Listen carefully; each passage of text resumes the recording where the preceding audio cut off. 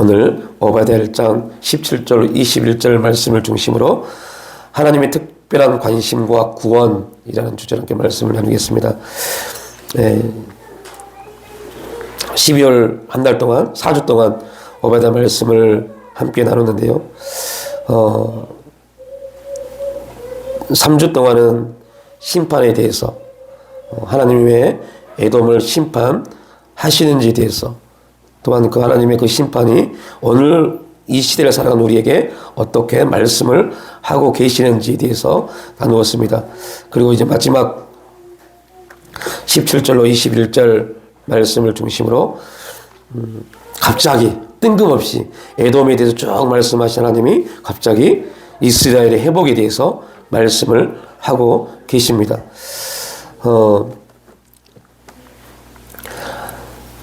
수미상관법이라고 말을 합니다. 대조를 이루어서 하나님이 말씀하시면서 심판을 말씀하시다가 그 심판과 함께 구원의 역사를, 소망의 역사를 말씀하신 하나님의 역사, 이게 구약의 전체적인 내용입니다.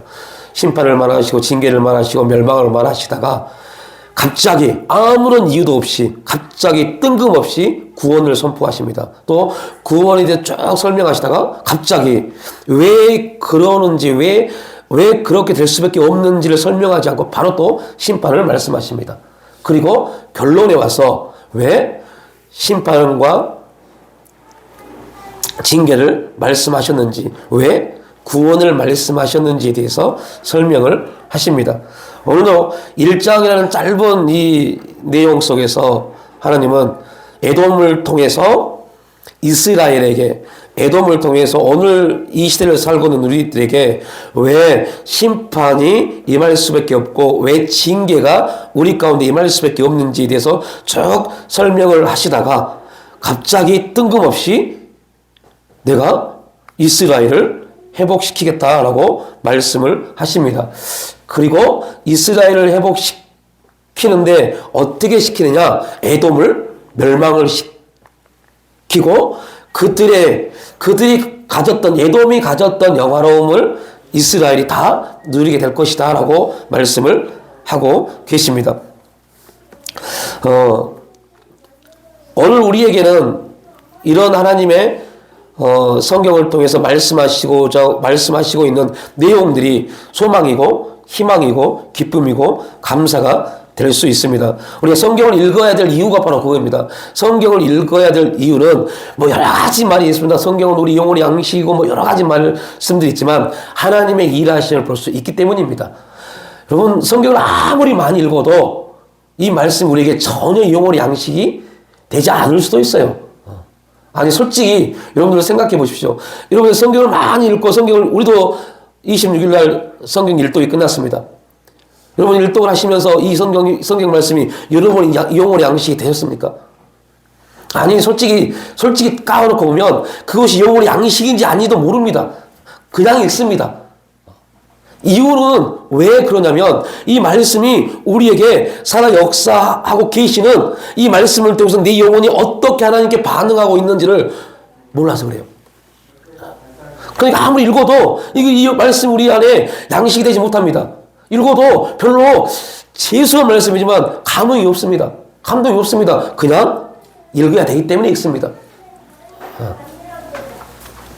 이유는 여러 가지에서 찾아볼 수 있는데 두 가지로 나눠보면, 첫 번째, 우리 안에 우리에게 영혼이 있다는 사실에 대한 확신이 없어서 그래요. 있다는 건 압니다. 아는 것과 그 아는 것이 나에게 확신이 돼서 정말로 그 영혼이 내 삶을 지도하고 내 삶을 인도해 간다는 것에 대한 그 믿음이 있어야 돼요. 그렇지 않으면 계속 우리는 우리의 생각이 나를 지배한다니까요. 그 생각이 영혼이라고 착각합니다. 내 안에 좋은 생각들, 좋은 말들, 좋은 언어들, 이게 영혼이라고 착각합니다. 아니라는 것은 이미 알고 계실 겁니다. 또 하나, 하나님이 우리에게 어떠한 관심을 가지고 있는지 몰라서 그래요. 그러니까 우리가 하나님께 반응하지 못해서 그럽니다. 하나님께 반응을 하다 보면 처음에는 우리가 어떠한 모습으로 하나님께 반응을 해요? 육신적인 모습으로요. 육신적인 모습으로 내 육신이 원하는 대로 하나님께 반응합니다. 그래서 우리의 기도도 처음에는 어떻게 기도합니까? 내가 바라고 원하는 것을 기도합니다. 그러다가 내가 바라고 원하는 것을 놓고 기도하다가 하나님이 그 기도에 응답하셨는데 그 응답이 어떻게 나타나냐? 우리에게 훈련의 내용으로, 말이 좋아서 훈련이지 우리 육신이 느끼기에는 힘들고 고통스러운 일로 다가오는 겁니다. 그러면서 우리가 그 기도하고 예배드리고 하나님 앞에 섬기고 하나님 앞에 더 가까이 가고자 열심을 냈음에도 불구하고 우리의 삶이 그렇게 썩 좋은 모습으로 보여지지가 않습니다. 그러면서 점점 우리는 훈련되어지기 시작합니다. 어떤 훈련이요?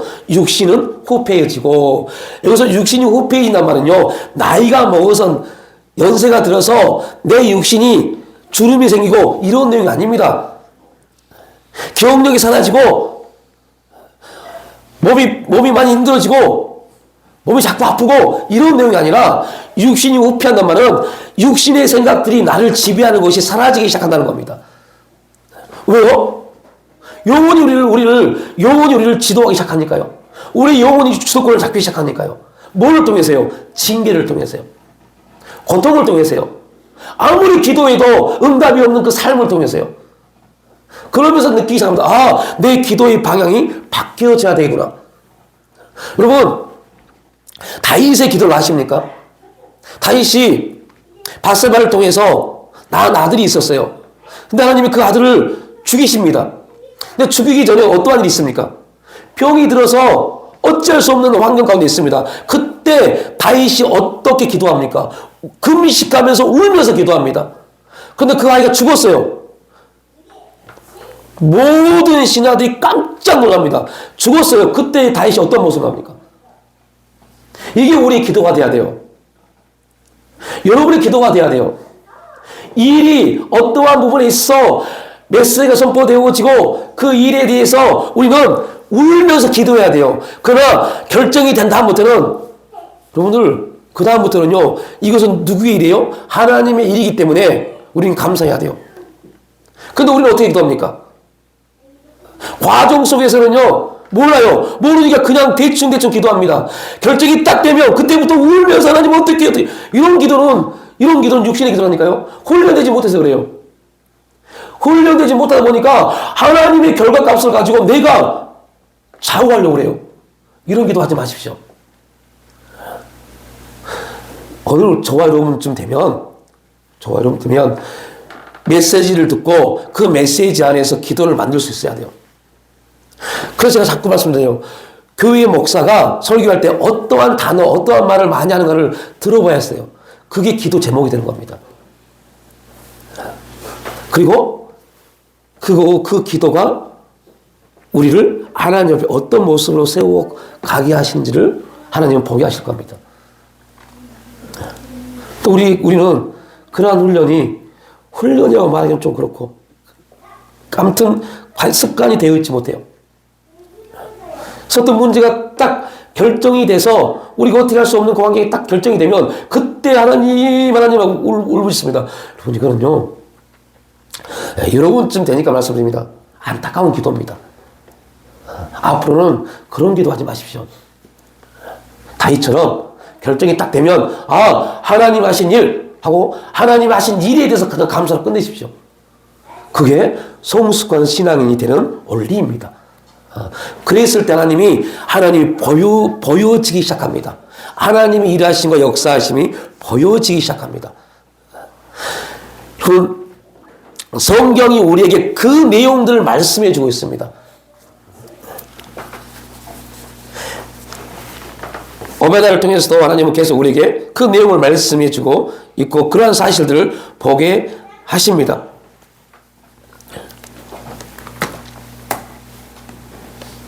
하나님은 이스라엘 백성들을 이방인하고 이스라엘 백성들을 한번 비교를 한번 해보자고요. 우리가 오베다를 나누면서 에돔에 대해서, 에돔은 언제 멸망을 당한다고 그랬죠? 완전히 멸망당하는 것은요, 로마 시대의 멸망을 당합니다. 로마 시대의 멸망을 당합니다. 그러면 지금 이스라엘은 언제 멸망을 하겠습니까? 바벨론 시대예요. 그럼 로마 시대와 바벨론 시대는 얼마나 많은 차이가 있습니까? 거의 600년의 차이가 있습니다. 여러분 600년 전에 이스라엘이 멸망당했고 이스라엘이 멸망당할 때 에돔은 이런 경고와 심판의 메시지를 들었음에도 불구하고 멸망당하지 않았습니다. 여러분 그러면 우리가 육신적인 관점으로 보면 여러분 누가 저주받은 겁니까? 이스라엘이요. 왜 하나님이 이방인 저 에돔을 이렇게 심판의 메시지를 던져놓고 멸망시키지 않고 왜 이스라엘을 하나님의 선택된 백성 이스라엘을 멸망시켰을까요? 이거에 대해서 우리는 고민해 봐야 돼요. 하나님 왜 이러한 일을 하셨지? 아니 왜 에돔은 600년 동안 하나님이 멸망시키지 않고 계속해서 그 나라를 유지하게 하시고 이스라엘은 바벨론을 통해서 그 다음에 페르시아를 통해서 그리스를 통해서 로마를 통해서 여러분 얼마나 기가 막힌 인생을 삽니까? 완전히 멸망당해버립니다. 그럼 돌이켜보면 우리가 자칫 잘못 생각하면 이스라엘은 저주를 받고 에돔은 저주받은 인생이 아닌 것처럼 보여져요. 이 내용이 지금 그대로 우리의 삶에 적용시켜 보자고요. 세상 사람들이 잘된 사람들이 얼마나 많습니까? 우리는요. 여러분은요. 여러분의 친구들을 보십시오. 여러분 주위의 사람들을 보십시오. 우리보다 잘 살고 행복하고 권력 있고 힘 있고 좋은 직장 다니는 사람 얼마나 많습니까? 거기에 비하면 우리는요. 이러한 관점으로 계속 보면 여러분 성경을 통해서 하나님이 왜 이러한 뜻을 가지고 있는지를 알지 못하면 우리는 계속 그러한 관점으로 우리를 비관합니다. 우리 인생은 왜 이럴까? 우리 가정은 왜 이럴까? 우리 교회는 왜 이럴까? 이러한 문제로 접근해버립니다. 하나님이 왜 이 일을 주셨을까? 그러면 나는 이 일을 주신 하나님 앞에 나를 세워주셨는데 나를 어떻게 할 것인가에 대해서 기도하지 못합니다. 계속 우리는 왜 이 문제에 놓여 있을까의 문제에 빠져봅니다. 왜라는 기도는 왜 이런 환경을 주셨습니까는 왜는 나를 하나님 앞에 나아가게 하는 원리이지 왜가 우리 기도 제목이 되면 안 돼요. 하나님 왜 우리 가정은 이렇습니까? 왜 내 남편은 이렇습니까? 왜 내 아내는 이렇습니까? 내 자녀는 왜 이렇습니까? 우리 교회는 왜 이렇습니까? 이런 기도를 하면 안 돼요. 왜는 그 환경을 주신 하나님 앞에 나아가게 한 원리이기 때문에 그 환경을 통해서 하나님 앞에 나아갔다면 왜 이런 환경을 주셨습니까는 버려야 돼요. 그 다음부터는 이 환경을 주셨는데 그런데 내가 그 자리에 서 있네요? 나는 어떻게 할까요? 가대야 돼요. 이 환경에 대해서 나는 교회 목사로서, 교회 장로로서, 교회 권사로서, 교회 집사로서, 아버지로서, 어머니로서, 부모로서, 자녀로서 어떻게 할까요? 가대야 돼요. 그래야만 하나님의 메시지를 들을 수 있습니다. 계속 왜 이렇습니까? 왜 이렇습니까를 놓고 기도하다 보니까 하나님이 계속 어떠한 능력만 말씀하세요. 교회 주 앞에 나와 기도해라, 주 앞에 나와 기도해라 이 메시지만 주잖아요. 그 환경을 보고 우리쯤 되면 기도의 자리로 가야 되는데 기도의 자리를 가지 못하니까 계속 왜 이런 환경을 주셨습니까? 왜 이렇습니까만 놓고 기도하다 보니까 기도해라만 듣는 겁니다. 그래서 기도만 하는 겁니다. 문제는 우리는 기도를 하는 게 문제가 아닙니다. 기도에 있다면 기도하는 사람이면 내가 그러면 어떻게 할까요? 가대야죠. 내가 이 환경에 대해서 어떻게 반응할까요? 이 문제에 대해서 어떻게 반응할까요? 이러한 존재가 돼야 돼요. 그러한 존재 만드시려고 하나님이 계속 우리를 환경, 사건, 문제, 대인관계 여러 가지 일을 통해서 훈련시키잖아요. 그런데 우리의 관심이 그 하나님의 일하심에 있지 못하다 보니 계속 우리는 하나님께 집중하지 못하고 자기에게 집중하게 됩니다. 결국 그것이 죄인지를 알지 못합니다. 왜요? 자기에게 집중하다 보면 이제 내가 나에게 집중하는 그 삶을 어떻게든 인정받아야 되기 때문에 변명거리를 가져오기 시작합니다. 나만 그런가 뭐? 라고요. 나만 그런가? 저 목사님도 그러던데? 저 장로님도 그러던데? 저 집사님도 그러던데? 그걸 가지고 옵니다. 여러분 우리가 기억해야겠어요. 다른 모든 사람이 그렇다고 해서 그게 맞는 게 아닙니다. 하나님이 나에게 지금 나에게 네가 하고 있는 게 맞는 거야 라고, 네가 하고 있는 게 그런 거에 틀린 거야, 하나님이 나에게 기준을 세워 주셔야 돼요. 그것만이 맞고 틀린 겁니다. 세상에 어떠한 것도, 아니 정말로 엄청난 능력 있고 모든 사람에게 존경받는 목회자일지라도 그의 말이 맞는 게 아닙니다. 오직 하나님 말씀만, 하나님만 맞습니다. 그렇다면 그 하나님이 오늘 나에게 뭐라고 말씀하시는지 들어야죠. 그래서 여러분 집중하셔야 돼요. 말씀에 집중해야 되고 하나님께 집중하셔야 돼요. 그래야 우리는 주보를 꼭 읽어보세요. 우리는 어떠한 것을 경험할 수 있냐면 특별하신 하나님의 은혜, 우리는 이걸 특별 은총을 하죠. 특별하신 하나님의 은혜를 경험할 수 있습니다. 하나님께 집중하지 못하면 특별한 하나님이 우리를 통해서 특별하게 역사하시는 은혜를 우리는 받지 못합니다. 그러니까 특별한 은혜를 받지 못하니까 그리스도인임에도 불구하고 수십 년 예수 믿음에도 불구하고 자꾸 이 세상 사람과 나를 비교하기 시작합니다. 여러분, 이 세상은, 다시 말합니다, 이 세상은 누구와 다스린다고요? 이거는 우리의 말이 아니라 성경 예수님이 말씀하잖아요. 이 세상은 마귀의 아비, 사탄 마귀, 거짓의 아비, 사탄 마귀가 다스립니다. 그러나 이 세상은 아무리 아름답게 보이고 좋게 보일지라도 거짓입니다. 다 거짓입니다. 왜요? 그를 다스리는 존재가 거짓의 아비이기 때문에요. 세상은 다 어떻게 만들어요? 거짓으로요. 그런데 왜 진리 가운데 참 진리 가운데 있는 사람들이, 참인 그리스도인들이 왜 이 세상과 나를 비교하냐고요? 그 문제에 빠지니까 하나님 앞에 내가 어떠한 모습으로 어떻게 나갈 것인가에 대해서 기도하지 못한다니까요. 어떻게 나갈 것인가를 놓고 기도하다 보면 우리는 손해를 봐야 돼요. 말도 안 되는 일에 우리는 순종해야 돼요. 이해되지 않는 부분에 순종해야 돼요. 그럼 우리는 반드시 이해되지 않고 말도 되지 않는 것에 순종하면 우리는 엄청난 손해를 받을 수밖에 없어요. 아니, 받아야 돼요. 그런데 이 세상과 나를 비교하다 보니 못하는 겁니다. 세상 사람은 지금 어떻게 살고 있는데 예수 믿는 내가 이런 손해를 아이고 말도 안 되지, 축복은 커녕 손해를 봐? 이 문제가 되어버린 겁니다. 왜? 계산이 들어오니까요. 그런데 여러분들, 세상은 거짓이기 때문에 아무리 그것이 아름답게 보이고 좋게 보일지라도 결국 무너집니다. 그러나 손해가 되는 것 같고 완전히 바보 멍청이 같은 그런 행동을 했을지라도 하나님은 그를 통해서 역사해 가십니다.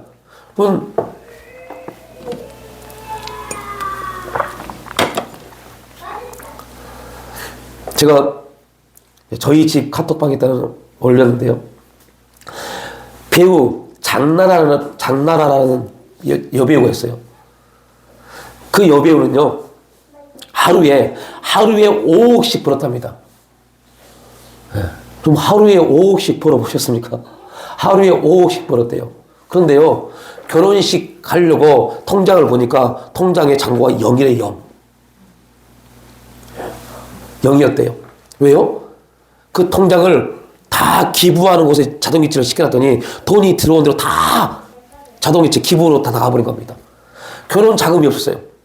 그러니까 하나님이 박경림이라는 친구를 통해서 결혼 자금을 다 대서 결혼을 했습니다. 여러분, 지금 나이가 거의 이제 40대 중반, 중후반 갑니다. 그 나이에 그 또래 사람들은요, 드라마나 영화의 주연 배우로 가지 못합니다.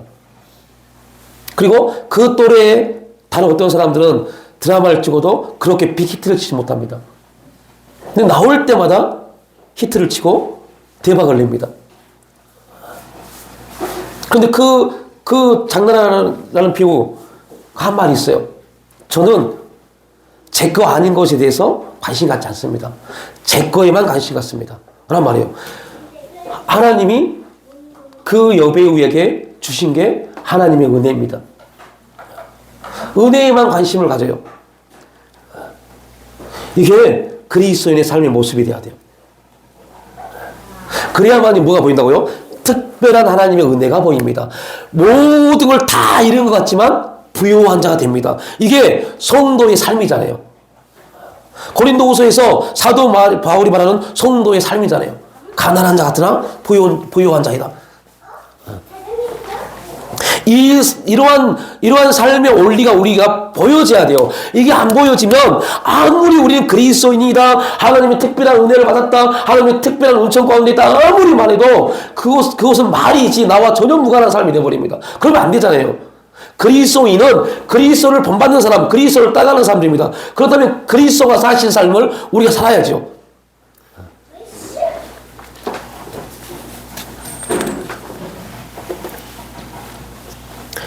여러분, 하나님이 일반적으로 하나님이 우주 만물을 창조하시고 우주 만물을 말할 필요 없고 지구를 만드시고 지구에 우리를 보내주셨습니다. 그러면 우리는 이 지구에 살고 있고 그 지구 가운데 대한민국이라는 나라에서 태어나게 하셨습니다. 하나님 왜 대한민국이라는 나라에 태어나게 하셨는지를 하나씩 또 살펴봐 봐야 돼요. 이게 일반 은총입니다. 일반 은총. 왜? 하나님이 어렵고 힘든 1910년대에 우리를 태어나게 하지 않고 지금 마음껏 예배하며 기도하며 부족하지만 쓸 수 있고 흘러보낼 수 있는 지금 이 시간 우리를 태어나게 하셨는지도 기도해 봐야 돼요. 이게 일반 은총입니다. 일반 은총 안에서 하나님이 부어주신 모든 삶의 원리입니다. 내가 여러분 일하면 직장을 가지면 그 직장을 통해서 얻을 수 있는 물질, 또 햇빛을 통해서 바람을 통해서 공기를 통해서 삶을 살 수 있는 모든 원리들, 이게 일반 은총입니다. 자, 특별 은총, 특별한 은혜는 뭐냐? 그 중에 우리를 특별하게 불러내 주셔서 그리스도를 통해서 구원받게 하시고 하나님 나라 백성을 만드셨습니다. 왜? 나를 하나님 나라 백성으로 만드셨는지를, 그리고 나는 그럼 어떻게 하나님 나라 백성으로 살아갈 것인가에 대해서 기도하셔야 돼요. 나에게 이 직장을 주셨고 이 가정을 주셨고 이러한 삶을 주셨는데 이걸 통해서 나는 어떻게 하나님의 사람으로 살아갈 것인가가 우리의 기도가 돼야 돼요. 처음 듣는 소리 아니죠. 이런 기도가 이루어져야 돼요.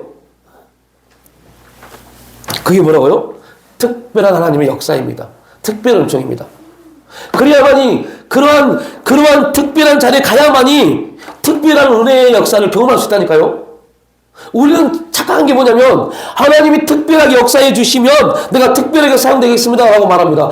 아니, 절대 그러한 특별한 역사를 살 수 없습니다.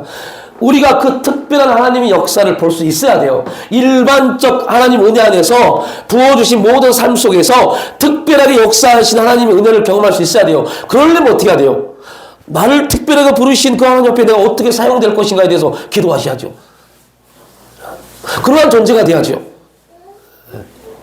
근데 그러한 존재가 되지 못하면 우리는 이스라엘 백성들이 하나님께 특별하게 선택받아서 하나님의 나라, 내가 너희들의 왕이 되고 내가 너희들을 인도하는 하나님이 될 것이다, 너희는 내 백성이 될 것이다 라고 말씀하셨음에도 불구하고 그들이 자꾸 이방인들에게 패배하고 실패하고 종노릇하게 됩니다. 그런데 그들이 이방 나라에게 패하고 징계를 받고 고통받는 것을, 본질적인 문제, 그들이 그렇게 이방 나라들에게 침략을 당하고 고통받는 본질적인 문제가 뭡니까? 하나님을 섬기지 못해서요. 그런데 그들은 그 본질적인 문제의 해답을 갖지 못했어요. 그래서 자꾸 뭘 봐요? 왕이 없으므로 우리가 이렇게 고통당한다고 착각했어요. 본질적인 문제는 참된 왕이신 하나님 앞에 무릎 꿇지 못한 것, 이게 그들의 돌이키게 한 하나님의 회개해야 될 하나님의 일이었는데, 특별한 하나님의 역사였는데, 회개하면, 너희가 돌이키면 내가 저 이방 나라들 내가 다 쓸어버릴게. 이게 하나님이 이스라엘 백성들에게 특별하게 주신 역사였어요. 그런데 그들이 특별한 존재인 선택된 민족임에도 불구하고 하나님을 나가지 못하니까 하나님 어떻게 해요? 자꾸 이방 나라들을 보내서 그들을 하나님을 부르도록 만들잖아요. 그런데 그들은 그 사건, 하나님을 부르면 하나님이 역사하시구나, 이 사건을 어떻게 받아들였냐면 이게 너무 힘들다라고 받아들인 겁니다. 차라리 우리에게 왕이 딱 있으면 이렇게 우리가 고통당하지 않고 굳이 하나님을 부르지 않아도 왕이 알아서 잘 인도해 갈 텐데 라고 착각한 거였어요. 그런데 여러분들 왕이 세워지고 그들이 얼마나 큰 고통 가운데 빠집니까? 그들은 사울 왕이 그들의 기도의 응답이라고 생각했습니다. 근데 그 응답이 그들에게 어떤 고통을 줬습니까? 우리는 여러분, 영적인 부분은요, 그래서 무서운 겁니다. 어렵고 힘든 겁니다. 나는 응답이라고 생각했는데 그 응답을 통해서 여러분이 잃어버린 게 뭔지를 봐야 돼요. 여러분이 응답이라고 생각했던 그 응답을 통해서 여러분이 지금 하나님 앞에 나아가는 시간들을 잃어버리겠다면 그건 여러분들 회개하셔야 돼요. 근데 우리는 그렇게 회개하는 자리에 가지 못합니다. 왜? 모르니까요. 그 영적인 것을 모르니까요. 그게 우리 그리스도인들의 아직까지 초등학문에 있는 모습입니다. 우리 너무 응답이란 말에 심취했어요. 거기에 심취하면 안 돼요. 그렇게 하신 하나님이 왜 이 일을 주셨는지를 바라봐야죠. 왜 나에게 이 일을 주셨는지를, 나는 그러면 이 일 가운데 어떻게 아버지 앞에 나갈 것인가에 대한 우리의 관심이 있어야 돼요. 이게 특별한 사람들의 모습입니다. 저와 여러분은 우리가 원해서가 아니라 하나님이 저와 여러분을 특별한 사람들로 부르셨습니다. 그리고 특별한 은혜 가운데 하나님이 우리를 인도해 가십니다. 원하든 원하지 않든 우리는 그 자리에 서 있는 겁니다. 그렇다면, 이미 그 자리에 왔다면, 특별한 은혜, 특별한 자리에 왔다면, 아니 구원받은 사람이라면, 여러분, 우리는 이런 생각을 가질 필요가 있죠. 나와 상관없이, 나와 무관하게 하나님이 나에게 은혜를 주셔서 구원을 이루셨다면, 그렇다면 한번 내가 결심해보자. 구원받은 사람처럼 살아보자. 이런 결단도 필요하죠. 이러한 결단이 필요합니다. 그래야만 우리는 생각하죠. 그러면 구원받은 사람들이 어떤 삶을 살고 있는가에 대한 고민이 들어오겠죠. 구원받은 사람들의 삶을 살아야겠다 라는 마음을 가지면, 그러면 우리는 찾아봐야죠. 구원받는 사람들이 어떤 삶을 살고 있는지 찾아봐야죠. 어디서요? 성경에서요. 성경에서 하나님으로부터 구원받은 사람들이 어떻게 살고 있는지를 살펴보기 시작해야 돼요. 그게 우리 그리스도인의 삶이 돼야 돼요. 근데 자꾸 우리는 하나님의 특별한 은혜 안에서 구원받았음에도 불구하고 그 아름다운 구원의 역사를 어떻게 펼쳐나갈 것인가에 대해서 별로 관심을 갖지 않아요. 그러다 보니까 어떤 문제가 빠져요? 첫 번째, 어떤 문제요? 구원의 기쁨을 잃어버렸어요. 구원의 감격을 잃어버렸어요. 여러분,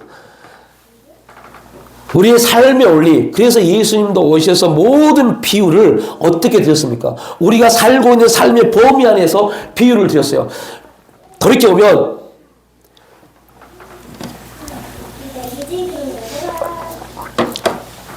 어떤 분이 이런 일을 들게요. 잘 들으세요. 1억 8,500만 원짜리 차를요, 5년 전에 샀대요. 1억 8,500만 원짜리 차입니다. 그걸 5년 전에 샀는데 주행거리가 2만 킬로밖에 안 돼요. 그러면 그 정도 된 차면요, 그걸 팔면, 중고를 팔면 얼마쯤 받아야 될까요? 5년 전에 1억 8,500만 원 주고 샀어요. 그리고 주행거리가 2만 킬로밖에 안 돼요. 그러면 지금쯤 그 차는 중고로 팔면 얼마 정도에 받으면 합당할까요? 저는 한 1억 4, 5천 원 받아도 되겠다 생각해요. 근데 지금 그 차가 얼마가요? 5천만 원이요. 5천만 원이요, 5천만 원. 왜 그런지 아세요? 그 2만 킬로도 그 차를 5년 전에 사서 1년 동안 사용한 킬로수입니다. 그 다음부터 그 차는 운행하지 않았어요. 차를 운행하지 않았어요. 1억 8,500만 원짜리 차도 운행하지 아니하니까 어떤 차가 돼요? 사용하지 못한 차가 돼요. 부속품을 다 갈아와야 돼요. 새롭게. 그 돈이 그 차값보다 더 비쌉니다. 그러니까 감가가 1억 3,500만 원이 빠진 겁니다. 그런데도 안 사요. 5천만 원을 내놨는데 안 사요. 그래서 그 중고 거래하신 분이 또 말합니다. 2천만 원을 더 내립시다. 3천만 원에 팔면 혹시 살 수 있을 겁니다. 라고 말을 해요. 여러분들 왜 구원의 기쁨을 잃어버렸다고요? 왜 구원의 감격을 잃어버렸다고요? 구원의 기쁨을 느끼지 못했어요? 구원의 감격을 받아본 적이 없어요? 아닙니다. 구원받은 사람처럼 살지 않아서요. 살지 않다 보니까 내 안에 구원의 기쁨이 있음에도 불구하고 뭔지를 몰라요. 뭐가 구원의 기쁨인지 몰라요. 어떤 게 구원의 기쁨인지 몰라요. 그래서 우리의 기쁨은 자꾸 어떤 문제에 빠진다고요? 이 세상이 말하는 좋고 기분 좋고 행복하고 그러한 것에 우리는 기쁨을 누리기 시작합니다. 하나님을 만나고 하나님 앞에서 이루어진 사건들, 하나님 일하심에 대한 부분에 대한 기쁨은 전혀 없고 엉뚱한 데서 기쁨을 누려요. 그리고 우리 너무 쉽게 말합니다. 구원의 기쁨을 잃어버렸어요. 라고요. 안 살아서 그래요. 안 살아서. 구원받은 사람처럼 안 살아서 그래요. 특별하게 선택된 백성이 특별하게 살아야 되는데 특별하게 살지 못하니까 그 특별한 이스라엘 백성들에게 주어진 하나님의 은혜를 다 잃어버리잖아요. 여러분 어려운 게 아니라니까요. 구원받은 특별한 이스라엘 백성들은 특별한 삶을 살아야 되는데 그 특별한 삶이 뭡니까? 하나님 앞에 나가는 거예요. 이게 특별한 겁니다. 이방 사람들은 하나님 앞에 나가는 방법을 모르잖아요. 그러니까 그들은 백날 말해봐야 하나님 앞에 나가지 못합니다. 그리스도인들은 특별한 존재입니다. 특별한 존재는 특별한 삶을 살아야 되는데 세상 사람들이 조롱하고 비웃어도 하나님 앞에 나아가는 것이 특별한 삶입니다. 나가야 돼요. 나가지 않으면 절대 우리는 그 특별한 삶을 살지 못합니다. 하나님 앞에 나가야만 하나님 원하시는 삶을 살 수 있죠. 하나님 앞에 나가야만 하나님의 음성을 들을 수 있죠. 하나님 앞에 나가야만이 하나님이 말씀하시고 응답하신 일들을 경험할 수 있죠. 이게 특별한 겁니다. 그런데 하나님이 우리를 특별하게 부르셨음에도 불구하고 우리가 그 특별한 자리에 있지 못하니까 또 우리를 얼마나 힘드시겠어요. 우리를 그 자리로 부르시려고 우리에게 뭘 하신다고요? 환경을 주시잖아요. 상황을 만들어 가시잖아요. 이런 환경과 상황이 필요 없어야 될 존재임에도 불구하고 우리가 그 특별한 하나님 은혜를 잃어버리니까 하나님이 그 은혜를 깨닫게 하시려고 구원의 감격을 깨닫게 하시려고 우리에게 지옥의 맛을 느끼게 하는 겁니다. 그리고 돌이킴을 통해서 회개함을 통해서 성령의 충만함을 경험하게 하신 겁니다. 그 성령의 충만함이 임할 때 우리는 고백할 수 있습니다. 아, 내가 하나님으로부터 구원받았구나 하는 걸요. 여러분, 우리쯤 되면 우리는 그러한 환경과 상황이 없어도 하나님께 특별하게 인침받았고 특별한 은혜 가운데 있음을 고백할 수 있고 그 특별한 삶을 살아갈 수 있는 존재가 되어야 돼요. 다시 말합니다. 어려운 말 같지만 어려운 말이 아닙니다. 특별한 은혜가 뭐라고요? 하나님 앞에 나아가는 거예요.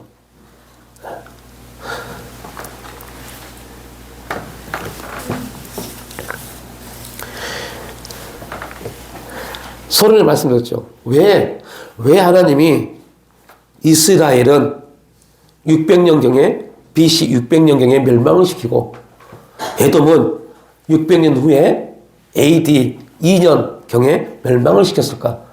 육신적으로 보면 하나님이 이스라엘을 싫어하셨나? 라고 볼 수 있어요. 멸망당하지 않은 에돔, 멸망당한 이스라엘. 그런데 왜 하나님이 이스라엘을 멸망시켰을까요? 에돔을 멸망시키지 않고 경고의 메시지만 주고 멸망시키지 않고 이스라엘은 경고의 메시지와 함께 멸망을 시켰을까요?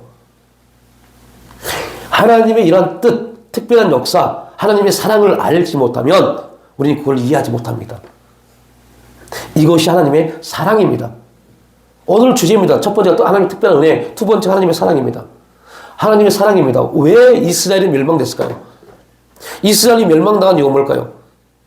회개입니다. 회개. 성경이 우리에게 증거하고 있잖아요. 그들이 멸망당하고 바벨론에 가서 그들은 철저하게 회개했습니다.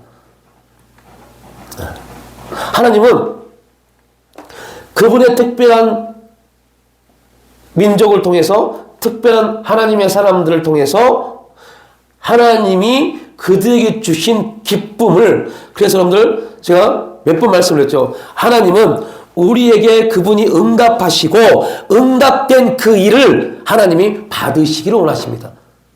응답은 우리의 것이 되면 안 돼요. 우리에게 주는 응답은 누구에 대해야 돼요? 하나님께 대해야 돼요.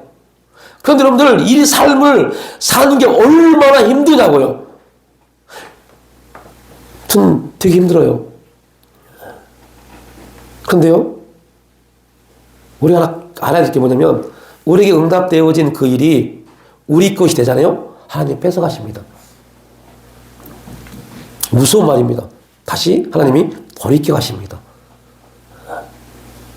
우리께 되면 안 돼요. 그것이 우리의 건강이든 물질이든 뭐가 됐든 간에 우리에게 되면 안 돼요. 하나님께 돼야 돼요. 하나님이 제게 응답하신 이 일이 하나님 앞에 어떻게 사용되기를 원합니까? 돼야 돼요. 하나님 응답해 주셔서 감사합니다 끝나면 그 인생은 거기로 끝납니다. 그게 더 이상 성장하지 못하고 성숙하지 못하고 그 일을 주신 하나님의 뜻을 알지 못하고 끝나버립니다. 왜요? 거기서 만족으로 끝나버리니까요. 우리 신앙이 딱 그 정도의 수준에 있더라고요. 안타까울 정도로요. 그러다 보니까 하나님이 그걸 통해서 역사하시고자 하는 일이 있어요. 그러니까 다시 말하면 우리에게 이루어진 모든 것들, 긍정적이든 부정적이든 이루어 나타나는 모든 것은 하나님이 우리에게 나타내실 수단이지 그것이 목적이 아닙니다. 그런데 우리는 그 수단에 만족하고 있잖아요. 그걸 우리는 응답이란 말로요. 만족하고 있잖아요. 그러니까 그걸 통해서 하나님이 이루시고자 하는 일에 대해서 관심을 잃어버린 겁니다. 한 번 관심을 잃고 두 번 관심을 잃다 보니까 이제는 그게 없는 것처럼 되어버리잖아요.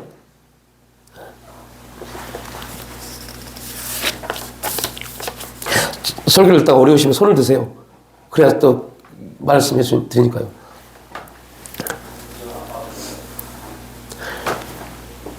하나님이 일반 은총, 일반 은혜를 통해서 역사하시고 일해 가십니다. 그리고 그 일반 은총 안에서 이스라엘 백성들도 멸망시킵니다. 그런데 하나님은 이스라엘 백성들을 멸망시켰지만 절대 그들을 버리지 않고 끝까지 책임져 주신다고 말씀을 하십니다. 그게 뭐예요? 임마누엘입니다. 임마누엘은 그냥 아들을 낳았다가 아니라 기억하시죠? 임마누엘이 무슨 뜻이라고요? 절대 멸망시키지 않겠다입니다. 멸망시키지 않으려면 하나님 어떻게 하셔야 돼요? 하나님 함께 해야죠. 그게 임마누엘입니다. 너희가 일반 은총 안에서 멸망받을 수밖에 없는데 그런데 내가 너희와 함께함으로 일반 은총 안에 모든 것이 멸망당해도 너희는 멸망당하지 않을 거야. 이게 임마누엘입니다. 이 약속을 하신 겁니다. 너희들 멸망당할 수밖에 없어. 저 에돔처럼 멸망당할 수밖에 없고 저 아수르처럼 멸망당할 수밖에 없는 존재야. 우리로 비하면 저 세상 사람들처럼 너희도 멸망당하고 지옥으로 갈 수밖에 없는 존재인데 내가 너와 함께하는 거야. 왜? 네가 잘나서? 아니야. 네가 열심히 해서? 아니야. 네가 헌금 많이 해서? 아니야. 기도 많이 해서? 아니야. 네 안에 네 아들의 피가 있어서. 기분 나빠. 왜 너한테 네 아들의 피가 있지? 이런 거 똑같은 겁니다. 내가 너 멸망시켜버릴 건데 네 인생을 보니까 멸망시켜도 무관한데 멸망시키려고 딱 갔더니 네 아들이 피가 있네? 어쩔 수 없네. 내가 너와 함께 해야겠네. 이게 이렇게 표현 죄송하지만요. 이게 하나님의 은혜입니다. 멸망당할 수밖에 없는 존재인데 우리가 원하지도 않았는데 우리의 마음에 하나님이 들어오실 그 내주하실 그 마음의 문에 예수 그리스도의 보혈, 십자가의 보혈이 찔끔 묻어 있어요. 하나님이 그것을 찔끔 묻어 있는 그 보혈을 이만큼 크게 보시고 우와 내 아들의 보혈로 통해서 정결케 되었네라고 말합니다. 우리의 삶은 정결한 삶이 아니었는데 버림받아 마땅한 삶이었는데 하나님이 그렇게 보신 겁니다. 이게 뭐라고요? 특별한 은혜, 하나님의 사랑입니다. 그러한 존재입니다. 누가요? 저와 여러분이요.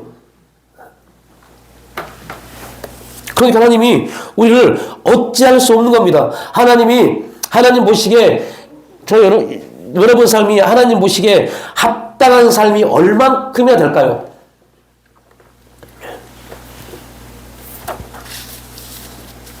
그런데 하나님이 끝까지 포기하지 아니하시고 우리를 붙잡아 주셔서 그분의 사랑 안에서 우리를 인도해 가십니다. 그래서 우리가 모든 그리스도인이 다 알고 있는 사실 징계는 온전한 백성을 만들게 한 하나님의 사랑입니다 라고 말합니다. 그런데 실제 여러분이 징계가 임하면 어떻습니까? 하나님이 온전한 사랑으로 안 보여지잖아요. 70년 포로 생활 가운데 그들이 하나님을 세상의 유일한 전능자이심을 알게 하셨습니다. 이게 거룩한 역사입니다. 70년 동안 바벨론에서 그들이 포로 생활하고 있을 때, 그들이 깨달은 게 뭐였어요? 포로였습니다. 아무 쓸모없는 포로, 버림받을 수 있는 포로였어요.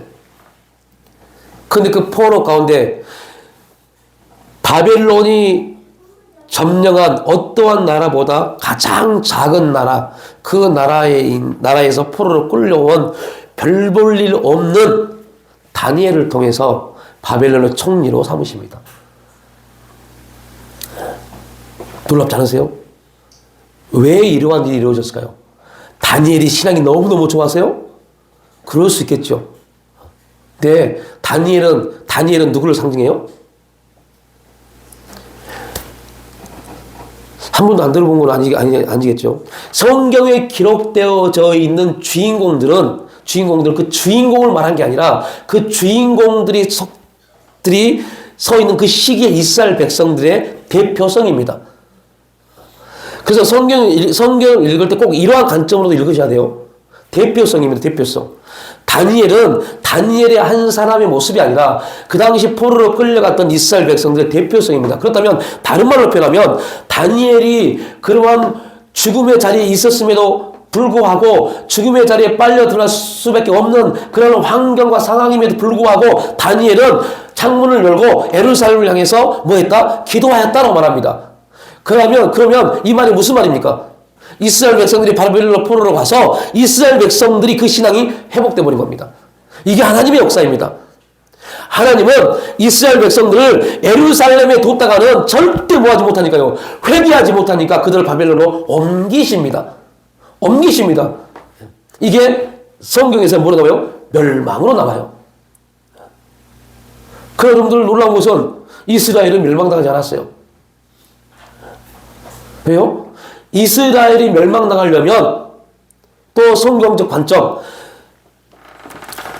너무 길어지는데, 아수르가 이스라엘을 남유다를 침공해서 랍사게가 히스기야를 통해서 한 말이 뭡니까? 랍사게가 히스기야에게 뭘 했어요? 하나님, 너희 신이, 너희가 믿는 신이 너희를 구원할 줄 아느냐? 라고 말하잖아요. 그런 말이 있어요. 있어요. 그 말은 무슨 말이에요? 신이 사라져버린 겁니다. 신이 사라져버린 일을 말하는 겁니다. 그런데 여러분들, 그래서 나라의 멸망은요, 땅이 없어진 게 아니라 그들이 섬기는 신이 사라지는 것을 말합니다. 이게 구약에서 말하고 있는 멸망입니다. 그런데 이스라엘이 멸망당했어요, 안 당했어요? 안 당한 겁니다. 왜요? 이스라엘은 바벨론으로 포로로 끌려가면서 오히려 그들에게 뭐가 생겼어요? 하나님이요. 이게 하나님의 일하심입니다. 우리가 이러한 하나님의 역사를 볼 수 있어야 돼요. 그래서 하나님이 예루살렘에 계속 그들을 뒀다가는 그들의 신앙이 회복되지 않고 요즘 말로 참된 예배에 집중하지 못할 것 같으니까 하나님이 흩으셔버립니다.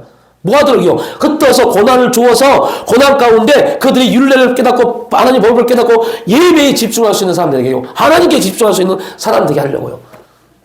그래서 흩으신 겁니다. 흩으신 게 목적이 아니라 예배자가 되게 하나님의 목적이 있었어요. 그게 70년이라는 바벨론의 포로의 시기였어요. 그 시기에 누가 나옵니까? 다니엘이 나옵니다. 에스더가 나옵니다. 모르드게가 나옵니다. 그리고 하나님의 사람들 에스라, 느헤미야, 스룹바벨, 여호수아 대제사장이 나옵니다. 그들이 다 어디에서요? 포로 시기예요.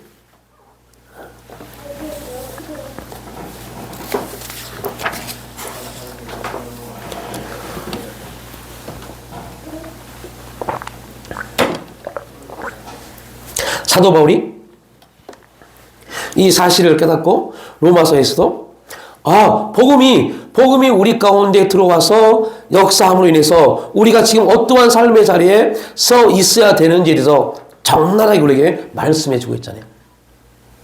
오늘 저와 여러분이 그 은혜 안에 살아갈 수 있는 존재가 돼야 돼요. 이것이 복음이고 이것이 복음을 믿는 그리스도인들의 가장 중요한 원리입니다. 2025년 이르는교 사역의 마지막 결론입니다. 4주 동안 나누었던 어바디아서는 에돔의 심판에 대한 내용이지만 결국 이스라엘의 회복에 그 초점을 맞추고 있습니다. 하나님께서 역사와 나를 주관하신다는 것, 한 나라의 모든 흥망성쇠도 하나님이 주관하고 계시다는 것, 나라도 그렇지만 우리의 가정도 마찬가지입니다. 우리의 가정을 주관하시는 분은 아빠, 엄마가 아니라 누구예요? 하나님이십니다. 가장이 아닙니다. 하나님이 우리의 가정의 참된 주인이시고 주장 통치하실 분이 되셔야 돼요. 우리 개인의 인생의 생사화복도 누가 주관하셔야 돼요? 하나님이 하셔야 돼요. 여러분이 하시면 안 돼요. 여러분이 여러분의 계획을 짜는 순간 여러분 인생은 망합니다. 장담합니다. 망합니다. 그럼 망한 인생 사지 마십시오. 우리의 인생은 누가요? 하나님이 주인 되셔야 돼요. 여러분의 가정은요? 부모가요? 부모가 열심히 돈 벌어서 아닙니다. 하나님이 여러분의 가정의 주인 되셔야 돼요. 그래야만이 그 가정을 통해서 주인 되신 그분이 역사하십니다. 우리는 누굽니까? 청지기입니다. 청지기는 염려할 필요도 없고 고민할 필요도 없고 근심할 필요도 없어요. 청지기는 아무것도 할 게 없어요. 하나님이 하라면 하시면 돼요. 근데 청지기가 왜 청지기인 우리가 고민합니까? 청지기인 우리가 왜 앞날을 고민하고 앞날을 계획합니까? 한낮 4시간 후에 사라질 안개가 어떻게 될지도 모르는 우리의 무지함을 가지고 있으면서요. 4시간 후에 안개가 어떻게 될지 모르는, 야고보서 말씀하잖아요. 4시간 후에 그 안개가 어떻게 될지도 모르는 인간이 내일을 걱정한다고 무지한 자야라고 말합니다. 우리의 인생의 계획은 저와 여러분이 아니라 하나님의 뜻 가운데서 역사에 가시는 것을 우리는 그럼 어떻게 해야 돼요? 믿어야 돼요. 여러분의 인생의 계획은 오직 뭐라고요? 믿음이요, 믿음. 내 인생을, 내 가정을, 내 자녀를 결코 멸망의 자리에 두지 않으시고 함께 하심으로 여호와 일의 축복을 받게 하실 그 하나님을 믿는 게 우리의 계획입니다. 이 계획에서 벗어나면 그 인생은 망합니다. 아무리 좋은 직장을 다니고 아무리 많은 연봉을 받고 좋은 집을 갖고 좋은 차를 타고 아무튼 세상에 많은 좋은 거 다 가져도 망합니다. 왜요? 하나님이 그렇게 하십니다. 왜요? 그들은 결국 교만의 자리에 갈 거니까요. 이게 성경에서 우리에게 말해주고는 내용이잖아요. 교만해질 수밖에 없어요.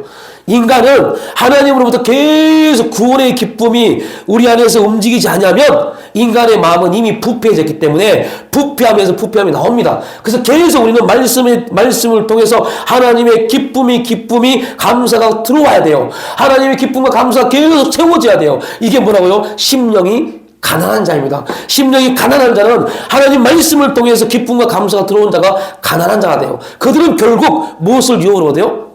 그들은 결국 온유한 자가 되기 때문에 말씀을 통해서 온유한 자가 되기 때문에 땅을 유업으로 받습니다. 이게 산상수훈입니다. 이게 하나님이 우리에게 증거해준 복음입니다. 이러한 존재가 돼야 돼요. 그러한 존재가 되기까지 우리는 잠깐이란 말에서 죄송합니다. 그게 어떤 경우는 10년, 20년이 될 수 있더라고요. 잠깐 힘들 수 있어요. 네, 힘들 수 있어요. 근데 그 잠깐이 우리가 다가올 영광과 비교할 수 없습니다.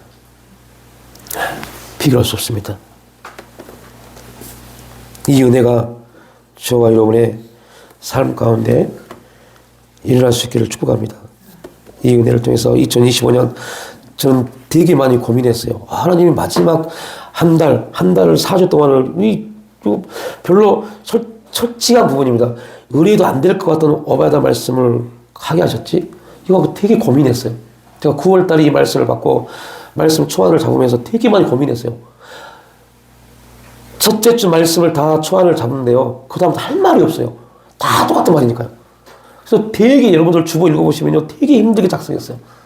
너무 힘들었어요. 너무 고통스러웠어요. 제 이가요. 밑에가 다 흔들릴 정도로 이 몸이 다 흔들었어요. 흔들릴 정도로 힘들었어요. 이 설교 준비하면서요. 왜 이 말씀일까? 왜 이 말씀일까? 왜 이 말씀일까? 또 마지막 17절부터 말씀을 준비하면서 깨달았어요. 아, 이 말씀 하시려고 하셨구나. 2025년을 이 말씀으로 끝내게 하시려고 하셨구나. 하나님의 특별한 은혜를 받은 자들이요. 그 특별한 은혜 안에서 구원의 기쁨을 가지고 살아가는 존재가 되어라. 언제요? 2026년에는. 그래야만이 에베네셀의 은혜를 고백할 수 있고 임마누엘의 은혜를 선포할 수 있으며 여호와 일의 축복을 기대할 수 있는 존재가 되는 겁니다. 이게 저와 여러분의 삶의 주제가 되셔야 돼요. 구원의 기쁨, 특별한 하나님의 사랑을 받은 자들로서의 삶이 될 수 있기를 주님의 이름으로 축복합니다. 아버지 하나님, 2025년 이제 모든 사역이 마무리되어졌습니다. 아버지, 12월 한 달 동안 참 이해되지 않았지만 어바다 말씀을 통해서 하나님 우리가 어떻게 주 앞에 살아가야 될지, 하나님의 사람으로서 어떠한 모습으로 써야 될지를 보게 하시고 결국에는 하나님의 그 사랑의 특별한 은혜가 우리를 구원의 자리에, 복음의 자리에 서게 하심을 또 오늘 나누었습니다. 아버지여, 우리에게 주어진 이 거룩하고 복된 삶이 하나님을 자랑하는 간증의 주인공이 되는 삶이 되게 축복해 주시고 그 삶을 통해서 위대한 간증의 기념비가 세워지는 복된 삶이 될 수 있도록 축복하시고 인도하여 주시옵소서. 그래야 우리에게 주어진 2026년은 도우신 에베네셀의 하나님을 찬양하며 그 하나님께 감사하며 함께 하시며 멸망당하지 않도록 인도해 가실 임마누엘 하나님을 선포하며 준비하시고 계획하신 축복을 누릴 수 있는 여호와 이 하나님을 경험하는 그러한 삶 우리 가운데 일어날 수 있도록 축복하여 주시옵소서. 감사드리올 때 예수님의 이름으로 기도 올려옵니다.